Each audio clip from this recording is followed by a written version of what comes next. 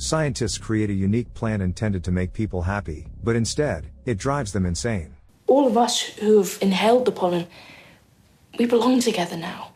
In the greenhouse of a research center, genetic engineering specialist Alice Woodard presents her unique creation to the management, a plant whose scent makes people happy. Unlike most new plant species, which are bred to be low maintenance and thus lose their fragrance, Alice and her team created the opposite. Her plants require regular watering and care, but in return, they emit a scent that induces feelings of happiness. Alice's colleague Chris notes that the scent contains a precursor to the hormone oxytocin, which forms bonds between mother and child. The first mood-lifting, antidepressant, happy plant.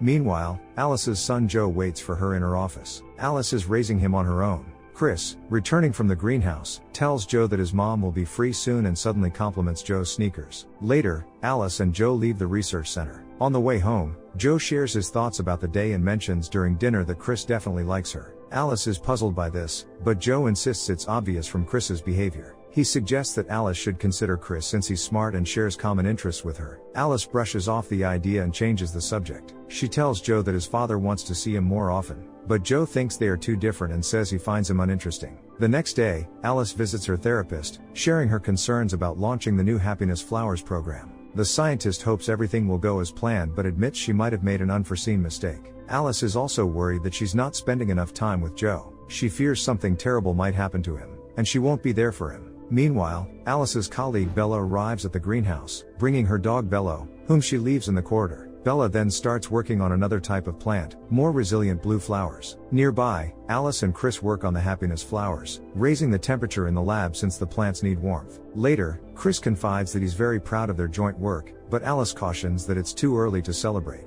Chris suggests they go out in the evening, but Alice declines and instead assigns him additional tasks. That evening, Alice secretly takes one of the plants home. She shows it to Joe and explains that it needs to be talked to and well cared for. Alice also suggests they name it Little Joe in honor of him. Hi, Little Joe. Welcome. The next day, the happiness flowers bloom and release a massive amount of pollen, causing all of Bella's blue flowers to die. Alice explains to her colleagues that her plant is sterile and might be producing large quantities of pollen in response to its infertility. However, her supervisor, Carl, who was working on the blue flowers with Bella, believes Alice's experiment has gone out of control and that her happiness flowers have destroyed his new species. Alice insists that the pollen is not to blame, noting that most new species do not survive. Nevertheless, she continues to face accusations of using illegal breeding methods and concerns that her plants could unpredictably affect the environment. A genetically engineered plant spreading unknown allergens.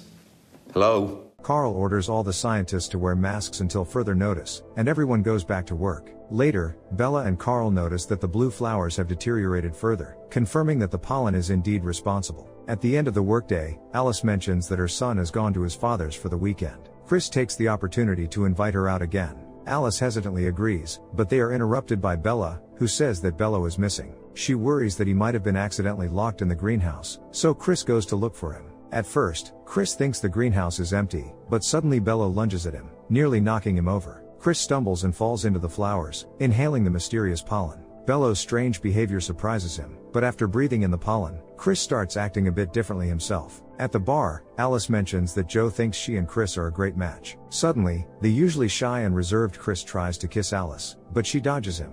Chris then goes to get drinks and eventually manages to kiss Alice, though without her consent. The next day at the research center, Bella tries to pet Bello, but he suddenly becomes aggressive and bites her. Bella is very upset by the changes in her dog's behavior, and Alice suggests he might be sick. Later in the cafeteria, Alice asks Chris why Bella is so distressed about Bello. Chris explains that Bella has mental health issues and once took a whole year off on medical leave. She used to be one of the top breeders, but after her break, she was demoted. Now, the loss of her flowers and Bello's strange behavior are taking a toll on her. Meanwhile, at home, Joe is texting his friend Selma. She shows little interest in the photos of his ant farm aquarium and takes a long time to reply. So, Joe decides to take a selfie with the unusual Little Joe, which Selma likes much more. He then waters the flower and talks to it, and Little Joe blooms right before his eyes.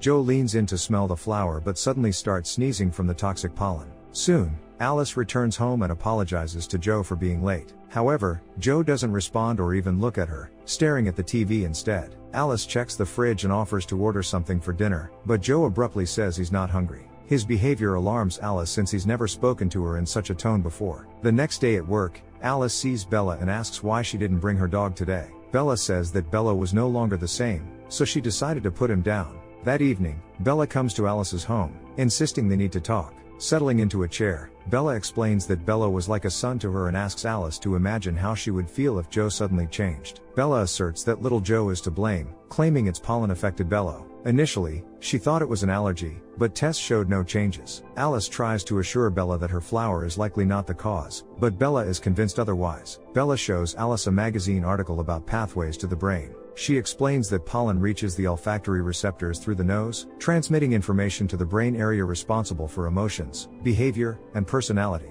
While oxytocin in little Joe's pollen was supposed to affect this part, it seems there is something else in it. Alice continues to insist that her flower has nothing to do with Bella's dog. However, Bella claims that Chris has also changed significantly due to the pollen. She hints that the pollen could affect Joe as well, forcing Alice to decide who is more important, little Joe or her real son. That evening, Alice looks at the flower, remembering Bella's words, and starts to doubt it. The next day, Alice visits her therapist again, sharing Bella's theory but insisting it can't be true because her flower is completely safe. Later, Carl summons Chris and Alice, accusing them of planting new species without permission or allergen testing. For us, safety is more important than success. Alice, surprised, claims she knows nothing about this but insists her plant is safe. She admits that one happiness flower is at home with her, asserting that neither she nor her son has had any problems, refusing to acknowledge the obvious changes in Joe's behavior. Carl reminds her that she broke the rules and is about to freeze the project. However, Chris points out that if they miss the exhibition this year, other breeders might steal their idea. Reluctantly, Carl agrees to continue working on the happiness flowers but states they won't be sold until test results confirm their safety. Chris and Alice return to the greenhouse, where the happiness flowers have taken over the tables that previously held Bella's blue flowers. Alice, irritated, asks why Chris didn't warn her, but he calmly asks her to trust him, assuring her he knows what he's doing. Alice then reviews interviews with people who have experienced the effects of little Joe. In one video, a girl talks about feeling better, but her worried mother adds that she has changed a lot since they got the plant. Suddenly, the video cuts off, and Alice starts doubting little Joe's safety but keeps her concerns to herself. Meanwhile, Joe goes fishing with his father. The boy remains withdrawn and uncommunicative. When the man brings Joe home, he asks Alice if she's noticed any strange behavior in Joe, but she doesn't respond. That evening, Alice studies the magazine Bella left her and then goes to bed. During the night, Joe sneaks into Alice's room and steals her lab key. He meets up with Selma, and they head to the research center, where Joe shows her hundreds of little Joes in the greenhouse. They examine the unusual plants closely, but suddenly, a surveillance camera turns toward them. Joe and Selma immediately hide under a table as the flowers begin releasing a lot of pollen. The pollen seems to make them feel more mature and serious, and suddenly Selma decides to kiss Joe. Then the camera moves again, and the pair stands up, deciding to take one of the flowers with them. The next day, Carl shows Alice and Chris the footage from the camera and points out that one little Joe went missing during the night. He can't understand why anyone would steal a flower, but then Alice notices the edge of a shoe in the video and realizes it was her son. In the hallway, Bella stops Alice and asserts that little Joe is infecting people to reproduce. This is how it tries to survive, as a response to its sterility. It's complete nonsense. But Bella insists on her version of events. The flower changes those it infects so they will protect it, spread it, and care for it more than anything else. Bella declares they can keep pretending everything is fine, even though it's not, and hands Alice a flash drive that will help her realize this. Alice goes home and finds the full recording of the interview with the mother and daughter on the flash drive, as well as stories of other people who were changed by little Joe's pollen. Then Alice goes to her son's room and sees he's working on a school project with Selma. She invites Selma to stay for dinner, during which she observes their unusually mature behavior for teenagers. Alice wants to talk to her son about his break-in at the lab, but Joe interrupts her, saying that he's gotten closer to his father lately and, given how busy Alice is with work, he wants to move in with his dad. Alice is completely against this idea, and then Joe and Selma get up from the table and start to leave the house. Shocked, Alice grabs Joe's arm, but he pulls away and pushes her.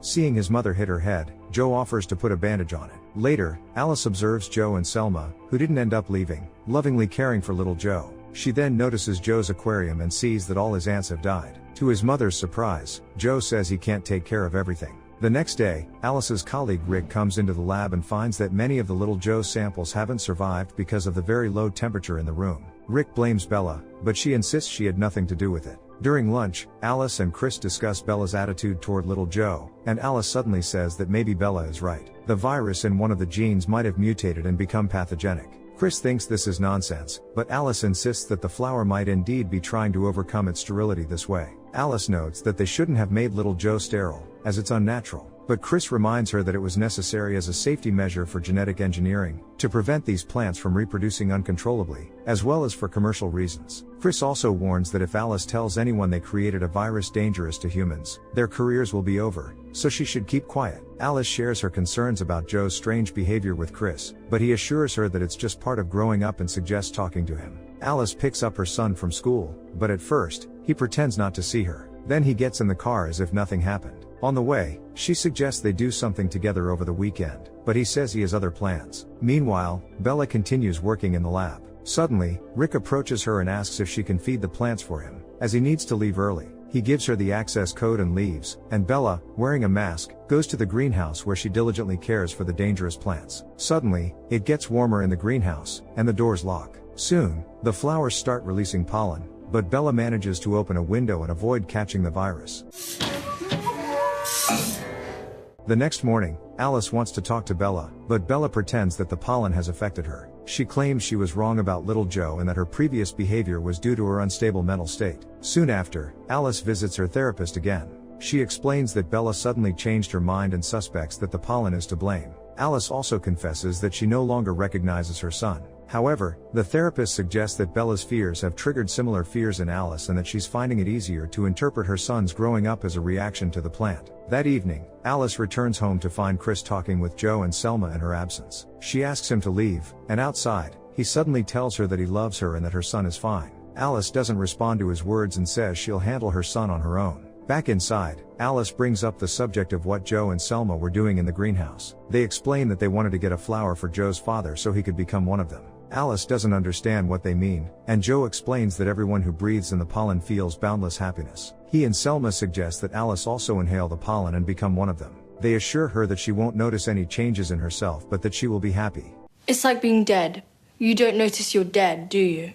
Alice is shocked by the children's words, but then they start laughing and assure her they were just joking after hearing about the problems with little Joe from Chris. Joe says he's fine, he's just growing up and wants to spend more time with his father. The next day, Alice confesses to Carl that she had deceived them by using unapproved viral vectors in the creation of little Joe. However, now that Carl has obviously inhaled the pollen, he doesn't see this as a problem. He sees no reason to shut down the project, as these vectors will be approved eventually. Alice explains the pathogenic effect the virus has on people's brains and shows him the relevant journal. She confirms that while people do indeed become happy, it's not the kind of happiness they intended to achieve. The consequences could be catastrophic, as people stop caring about anything except the flower. Convincing Carl that another genome check is necessary, Alice collects the necessary samples to send for further research. Then, along with Bella and Rick, she goes to the greenhouse, where they continue caring for the plants. Suddenly, Bella finds her dog's ball among the flowers and can't hold back her tears. However, such behavior is strange for someone who has inhaled the pollen. During lunch, she admits to all her colleagues that she never inhaled the pollen and was just pretending.